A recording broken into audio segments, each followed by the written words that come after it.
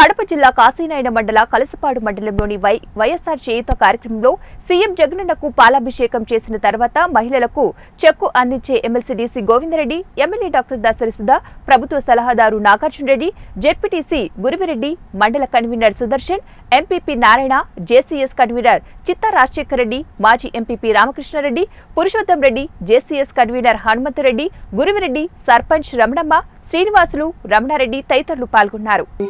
అందరూ కూడా ఒక మూకమ్మడిగా ఒక జతగట్టి అధికారంలోకి పోయి ఓట్లు చీలకుండా జగనన్నకు విరుద్ధంగా ఓటు వేయడం వల్ల కేవలం 1.5% 100 ఓట్లలో 1.5 ఓటు ఆయనకు ఎక్కువ పడ్డాయి.